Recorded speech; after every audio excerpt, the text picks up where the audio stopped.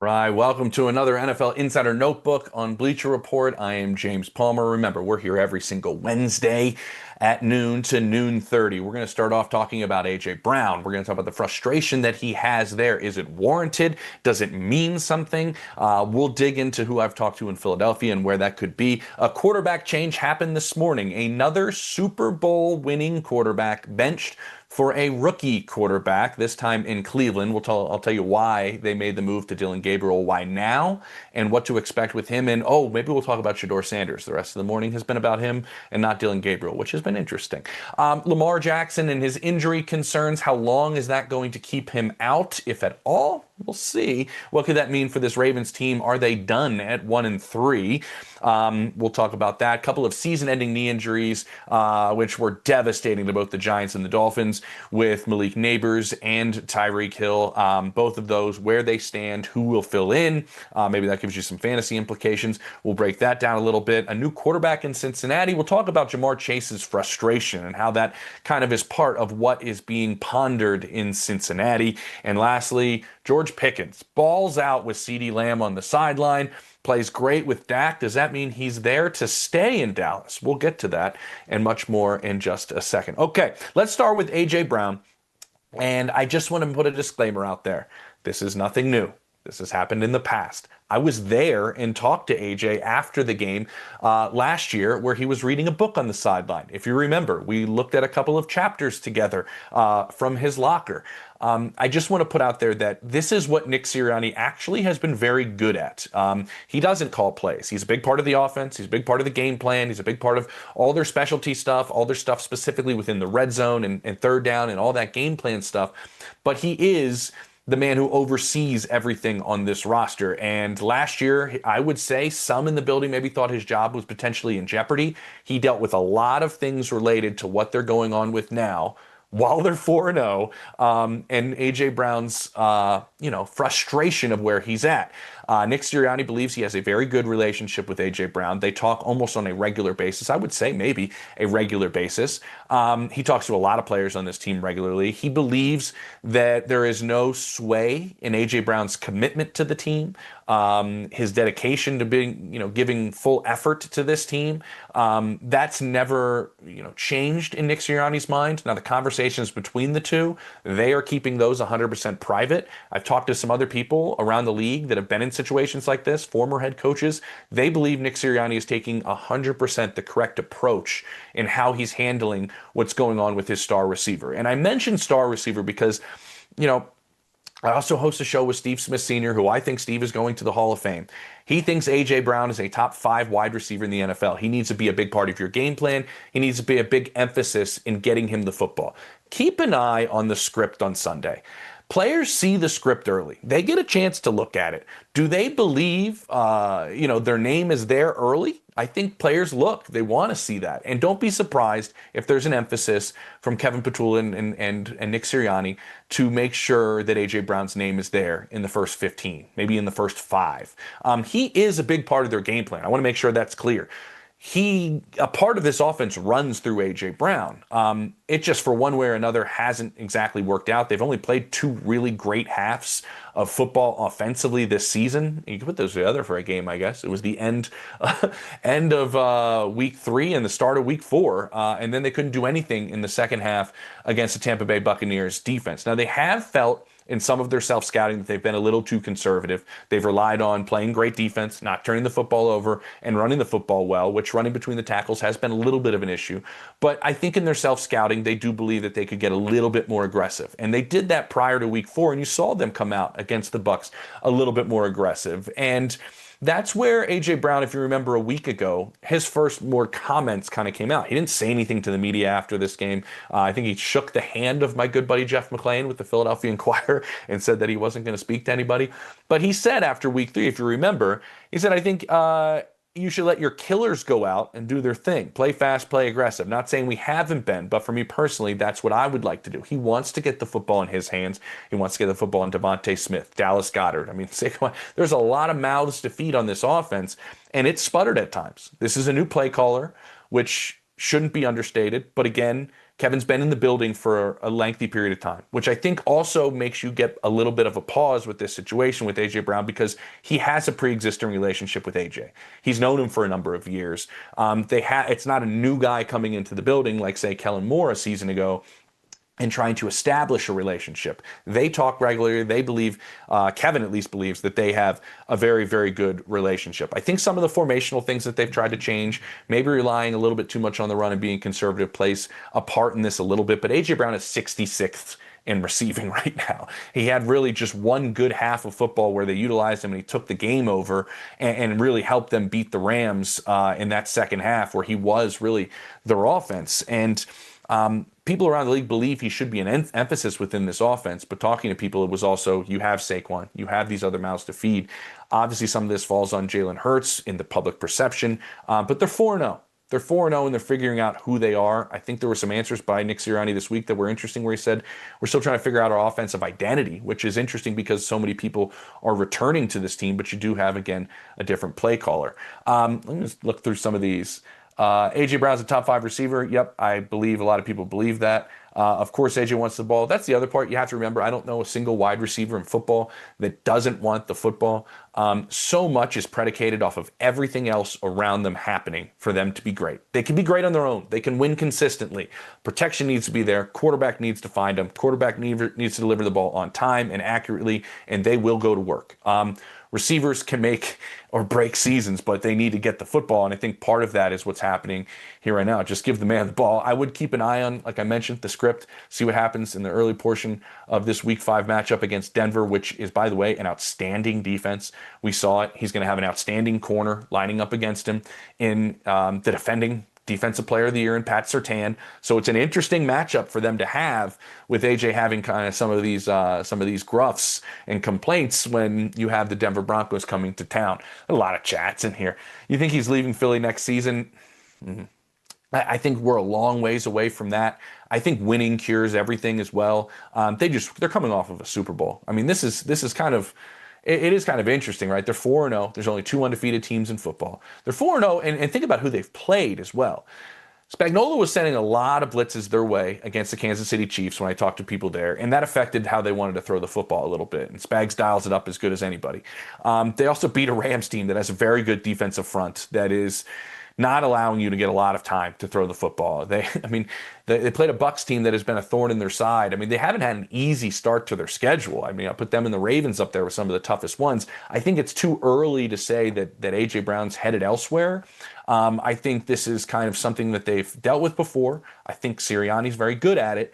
And I think A.J. is just kind of making it known he wants the football and he wants to contribute. And why wouldn't he? Like, he knows how good he is. He knows how dominant he can be, and he wants to contribute and be that player. They haven't seen a drop-off in his play. They didn't see him drop off in the second half. They didn't see him drop off in the first half of the Rams game and not give that effort. So I'd be hard-pressed to say anything's happening anytime soon, or maybe at the end. We'll see what ends up happening. He's never going to New England. It's got Hurts won MVP, FYI. He did win MVP of the Super Bowl, and he was a runner-up for an MVP once as well, I want to say.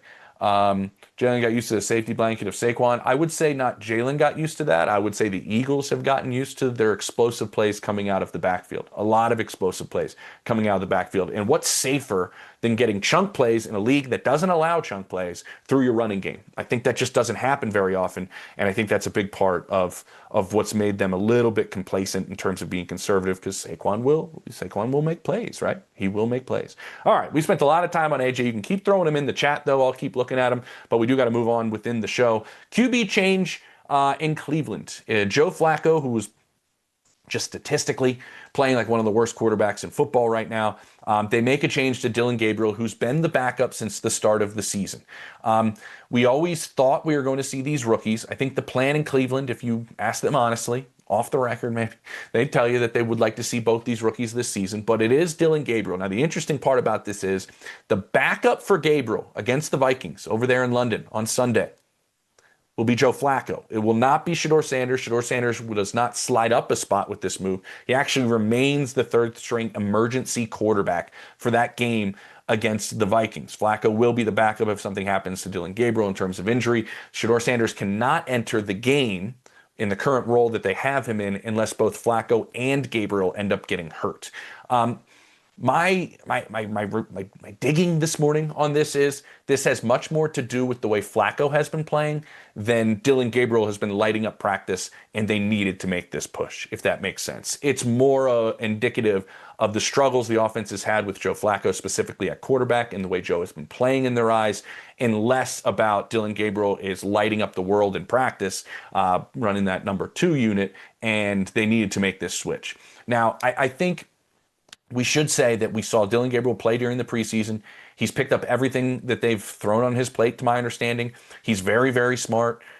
He plays very quickly. He makes quick decisions. He's accurate with the football. He goes through his progressions quickly. I think his mobility is needed within this offense right now because just the way Joe Flacco plays quarterback, that quarterback doesn't really exist in the NFL anymore. You need to be able to be on the move a little bit more. I think they believe if there's no turnovers and you're asking a rookie to not go out there and turn the football over against Brian Flores' defense, good luck. And good luck to Dylan Gabriel. But I think they'd like this offense to play a little bit better and maybe a spark with the change at quarterback, like they just saw another rookie come in Jackson Dart, and the spark it gave that Giants offense to go beat a good undefeated Chargers team is something that maybe they saw as well. And so they always knew he was ready to play meaningful snaps in the regular season this year.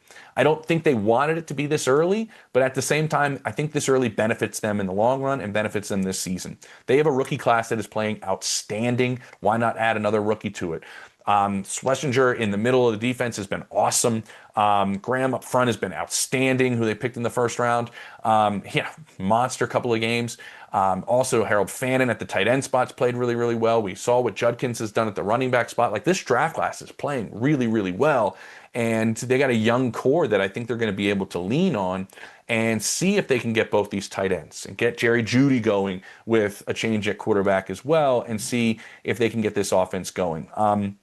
Shedeur Sanders, in their mind, is still not ready yet, still has not developed to the pace that they saw with Dylan Gabriel. You can see that from the preseason with all the motion that they were running with Gabriel when he was in there. That's not bad plays for one quarterback and good plays for the other, like was nonsense that was spewed during the preseason.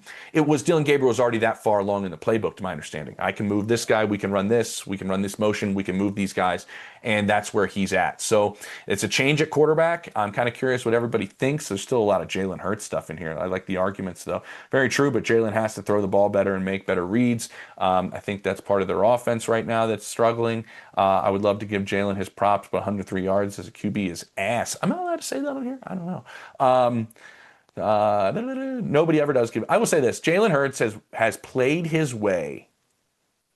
And I'm curious. I want to see what everybody. Shedeur should start. That's not even close to happening. I would like to see what the chat says about this. Jalen Hurts, I think, has played his way 100% into the most polarizing player in the NFL. Literally. People have their stance on he's terrible or he's great, and they will not move off of it. And it's been fascinating to watch.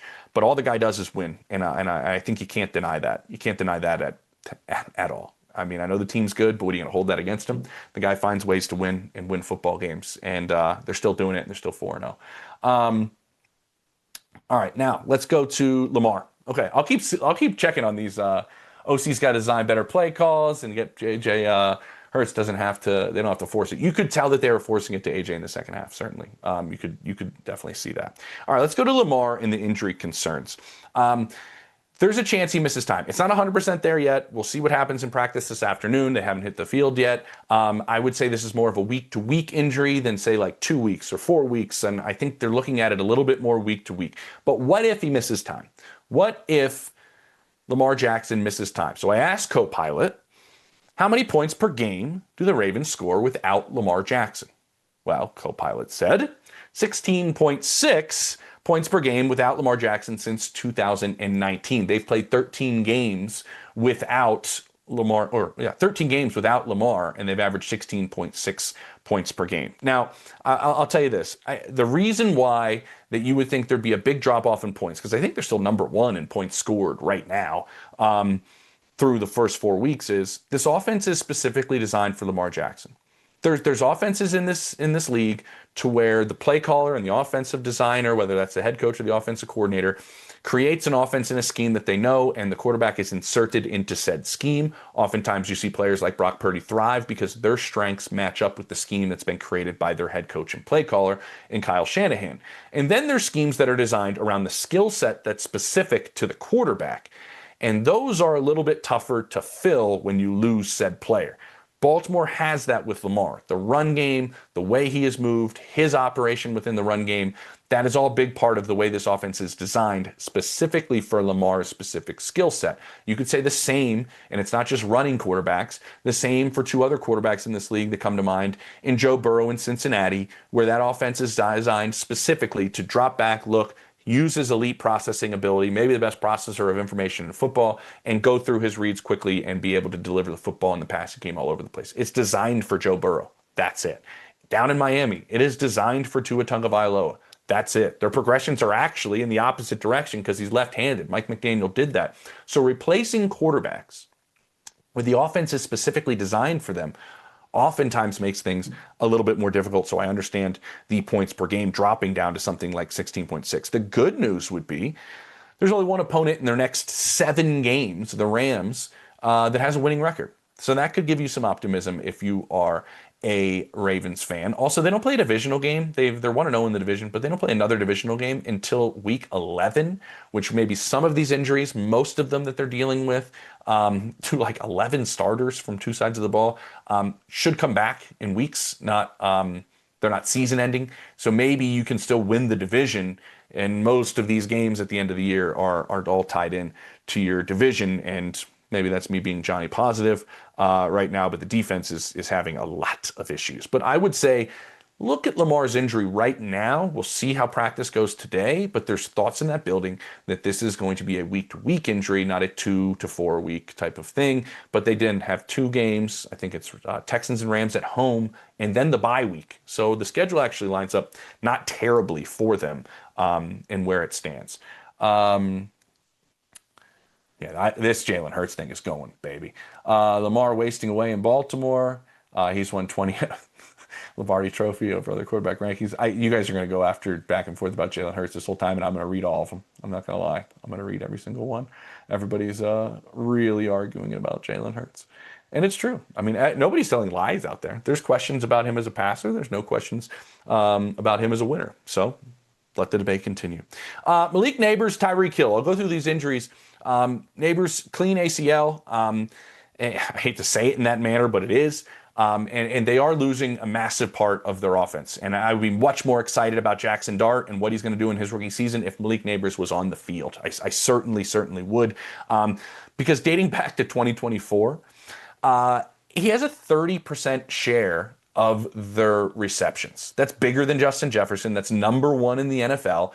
So the ball finds him all the time. He was second in the NFL heading into week 4, only trailing Trey McBride in terms of the largest percentage of their team's receptions. So there's going to need to be a big change there. Their ability to have that explosive playmaker is gone.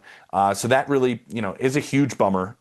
He's a man beater. You need that type of player when you are a young quarterback like Jackson Dart. So keep an eye on Slayton kind of stepping into more than just being a stretch the field guy, playing on the outside, doing a couple more things. I think Robinson playing on that slot is going to get an increased role. Obviously, they're going to continue to run the football. I think the read option stuff you saw with Jackson Dart is not going away. I do believe, talking to people, they need to protect him a little bit. There's some concerns that he can't play an entire season like this, taking the hits and the sacks that he has. But Cam Scatterboo's been good. Running the football's been good. The option stuff with him's been good. The quick read stuff, I think they're going to continue to do that. But I think Robinson and Slayton are going to have to really step up. We'll see if they end up bringing anybody else in. I don't know if that's really what they're considering right now. I think Jalen Hyatt is kind of the guy that's going to maybe step up as well, as maybe more the get down the field type of stuff. But that's where the Giants stand and Nabers. It is a very clean ACL. I know there's questions about the turf, but I think the recovery could be actually pretty good. Tyreek Hill all smiles because he ain't going to deal with Tua's bad passes anymore. Ouchtown population, Tua Tagovailoa. This was a brutal injury. I mean, I watched it live, I think like everybody else did. Dislocated knee, different than a dislocated kneecap. I was actually covering that game with Patrick Mahomes when he dislocated his kneecap and was able to get it popped back into place. on the field and actually got off the field and just missed a handful of games. Dislocated knee, very different. In the dislocation of the knee, there's so many more concerns. That's why he went to the hospital right away. There were concerns about the artery. There's concerns about nerve damage. These things can really affect your life. And that's why there were so many precautions taken with going to the ambulance and going to the hospital, but it has been one procedure. Now, Drew Rosenhaus, his agent, Tyreek Hill's agent, says that one procedure and they're good. They're realistic, and I think that's important to say to Adam Schefter's report, that their realistic goal is the start of the 2026 season. Now remember, the agent is the one who's putting out the information for one surgery. Hopefully that's the case. That would be outstanding. I don't think oftentimes talking to medical people that one surgery fixes everything in this. He was multiple ligaments, including the ACL, and the dislocation. So there is a road to recovery. We'll see if there's any other procedures that end up having to happen. But as of right now, per his agent, Drew Rosenhaus, that there is only one surgery needed and it's been done. Now, his future in Miami is probably most likely over. He was going to be a free agent after 2026, but there's no guaranteed money left. He'd have to pass a physical in March to get that guaranteed money for 2026, and there's no way he's passing a physical in March. So they could release him with no financial issues, and he could be free to sign wherever in 2026. And so we'll see what ends up happening there. He's going to be 32 on March 1st, so right around that same time. And there was a thing here about Tua in here, and I do want to mention there was, some thought that that Tyreek has lost a step or two. That's not really been the case, to my understanding. Part of the way that they've designed that offense has been because of Tua's limitations in terms of they don't want him to get hit. They can't have long developing plays downfield. They can't have him sitting in the pocket buying time, bootlegs, things like that where he's exposed. There's some caution taken with the way that offense is, and there's some people that believe that kind of limited Tyreek a little bit. We'll see how he is coming back from this. That's a unicorn of a type of player, man. That speed of quickness and deep speed at the same time and short area quickness, it just doesn't come around ever. I remember talking to Vic Fangio about him a couple of years ago, and Vic's seen every player for an eternity. And he said there still is no comp. There's no way to simulate him in practice. There's no way to do anything of what he does. Look for Waddle to be really the one. This is almost like a passing of the torch, it seemed like, while Tyreek was getting carted off, that Waddle is the one who slides into there. But Darren Waller, man, some targets, touchdown, like he's, A-Chain can get some catches. I think the offense still has some other people to go through. I just got to look at Lamar, Mahomes, Burrow, Hurts, and Allen's completion percentage and interceptions from last year. Hurts is the second highest completion percentage and second lowest interceptions. So not sure oh man, this is awesome. This is going to go on forever. We're not even going to see any other chats. I think it's wild. Oh, here we go. Hey, what's your thoughts on the Carolina Panthers? I want to say that said,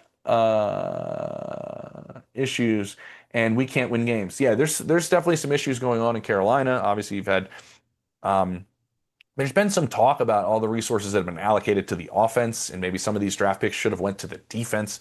I think if you remember a few years ago, E's name was really popular as a potential head coaching candidate, and they can't do much on defense. And the offense has had, it's had its bright spots, but they're still trying to figure out if Bryce is the guy. I think one thing that I was told this week is eyes. Like, eyes are dropping under pressure. I think that's the biggest difference in Daniel Jones this year. Eyes are not dropping in pressure. And so I think that's something that's different. Waller playing like he was with the Raiders. Yeah, he played really well. I thought it was actually a really good game for him. It's hard with all these arguments, to see anything in there. Well, we'll see how Gabriel does, but should see Shador. I think they'd like to see both by the end of the season. Remember, they have 2 first-round picks in 2026. And also, side note, I would like to say right now that it looks like the Browns are winning that Travis Hunter trade with the picks that they got, the success of the players that they picked with those picks, and just the still finding his way with Travis Hunter on both sides of the ball, but still having a lot of fun watching him. I'm not going to lie. What's the trade market for AR, and what would be a possible return for him? I'm assuming that's Anthony Richardson. You didn't have the 15 in there, but I think it's Anthony Richardson, right? I'm interested to see what quarterbacks move, and that'll take us into this new one so we can drop down to a new quarterback in Cincinnati because of the Jamar Chase frustration. We saw it on the sideline. I think he's frustrated because he's a Triple Crown winner, and he got clamped by Pat Surtain. Not like if Joe Burrow was out there, it might have been a little different story, but Surtain was outstanding on him. He's still committed to the team. He got upset social media wise a little bit. I think it happens to everybody. He knows how good he is, and if he can't get the football, well, talked about at the top of the show. Are they interested in a quarterback? Like, and I'll get to AR in this too. I think the quarterback market's going to be interesting. I don't know if we see somebody big move before the deadline. I think the Giants are listening if anybody calls on Russell Wilson. That's a very, very cheap option. Like 8 million of the 10 has already been paid. So it's like a very cheap option if you wanted to get Russ. Maybe the Bengals want to look into moon balls down the field to T. Higgins and Jamar Chase to maybe get this offense back on track, because that's essentially what Jake Browning was doing against the Broncos on Monday night. It was like pull the trigger and pray and see if somebody comes down with it. I think that's what Cincinnati is going through right now. Do we give up capital like a Kirk Cousins or a Russell Wilson and see if that can improve us until we get Joe Burrow back this year? Are we being realistic with ourselves? I think those conversations are happening in the building. But you have to remember, when you change and you change quarterbacks, somebody comes in new, there's a learning curve for sure, no matter how long they've been around, like those two guys I mentioned. With AR, I think there is a fear in that building to let him walk out. And you look at Cleveland right now, who is a good team. Like, I'm serious. They're actually not a bad team. The defense is outstanding. What if Baker was still in the building? What if they had Baker as their quarterback? They'd probably be in a much better spot. Teams fear letting that talent walk out the building because we always know other coaches are always interested in grabbing talent and seeing what they can do with them. I think a coach like Sean McVay would be fascinated about going, I'd love to get my hands on Anthony Richardson and see what we can do. I don't think the Colts are interested in moving him right now, but if Daniel Jones continues to just stack games, and he should have won this last one if A.D. Mitchell didn't play. Shouldn't have done it. But if there looks to be no future at all long term for several years, maybe they look to see what they can get from him. I don't even know what the market would be right now because the league is really split on where he's at right now. Kirk Cousins, he'd be in a wheelchair after the game. Mention to Kirk real quick, and I just threw him out there just because, that's what Cincinnati's doing, evaluating their quarterback position. I don't think Atlanta's giving him away by any stretch. I don't think they want to. And I think they're still holding firm. They see value of him being in the room, and I think this has gone better actually behind the scenes than they expected. I don't know if he's getting moved right now. What else we got? The league's best QBs in this match. Oh yeah, we're going back and forth on. I'd like to see Shador start a game, just so all his weird, unknowledgeable fans can see him get destroyed and stop chirping. Sorry, I think he's maybe I was wrong. Maybe he's the most polarizing guy. I don't know. Let's get to George Pickens because we're almost running out of time here. And his future in Dallas. The reason we're talking about this is Jerry Jones, once again, never found a mic he didn't like and said that, now that they didn't do the Micah Parsons deal, they're in a different spot financially, cap-wise, and maybe there's a contract extension there for George Pickens, who, surprise, surprise, this is what he's looking. Hey, this is my good buddy John. We're together over at The Athletic.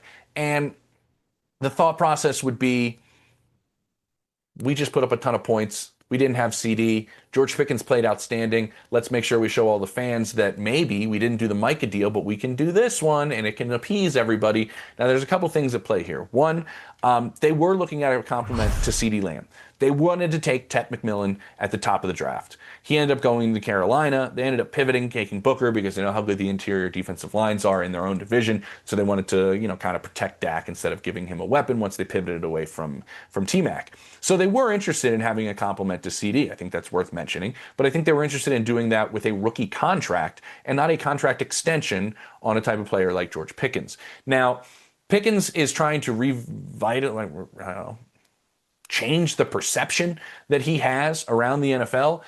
It went about as bad as it could behind the scenes in Pittsburgh, to my understanding. And now they believe he, in Dallas, in a short period of time, has been a model teammate. He has a great relationship with CD. But the track record in Pittsburgh is what teams are looking for. They gave up a third round pick for George Pickens. Now, if he goes and signs a monster contract somewhere else, they could get a comp pick around the third or fourth, anyways, and get essentially the pick back if if he departs. I think the funny part about this is George Pickens is represented by Athletes First. You know who works at Athletes First? David Mulugeta, who represents Micah Parsons. And so I just think it would be a hilarious negotiation if this was something that they were going to think about. And maybe they're trying to get pennies on the dollar for a player like George Pickens. I still think it's a little bit higher. There's a lot of holes. There's spots on this defense they'd love to fill. I just think it's the timing of the comment. You sometimes need to remember who's making it and when they're making it. Not ruling it out entirely, but I think there's context there, certainly. Someone come get Kirk off our hands. It was nice to see, by the way, I'll answer this before I go. Those OCs. Let's see Michael Penix bounce back. Really bad performance. Has only played a handful of NFL games. Bad against the Panthers. Bounces back. Has a really good performance here. I think he's a very resilient young quarterback. I think having Kirk in the room isn't terrible for him. Your quarterback room isn't expensive. Rookie contract, big contract, but we'll see what ends up going. I need a Jalen comparison. Who is he like? Oh. Maybe we'll finish on this. I think Jalen's unique, man. I think he's very unique. I did an episode, if you have time. I mean, stay on Bleacher Report as long as you can. But Steve Smith and I on our show 89 did a whole breakdown of Jalen Hurts for 20 minutes. I think you should go watch it. I think it's a very level-headed conversation. He compared Jalen Hurts to Russell Wilson in the first portion of his career, where there was a really good defense. He played like an MVP candidate. Russ was almost an MVP candidate every year in those early 6-7 years in Seattle. I think there's a difference between Russ and Jalen, though. I think Jalen knows what he can and can't do. I think Russ didn't as well. I think that's a strength of Jalen's to know what he can't do, and he avoids those things. But I think that's an interesting comp that Steve came up with in our show. He plays way better than Randall Cunningham. I hate to say it. Randall's a little more loosey-goosey. But there was that comp for Russell Wilson. So anyway, appreciate all your time. Just wanted to give a little shout out now to we will be doing a ton of shows around the trade deadline at the end of this month. A bunch of shows. I'll be giving you information almost daily with these streams. So keep an eye out for those when we get closer to the trade deadline and what could be happening around the NFL. All right, everybody, enjoy your Wednesday. Go check a little bit later to see what happens with Lamar in practice. Take it easy.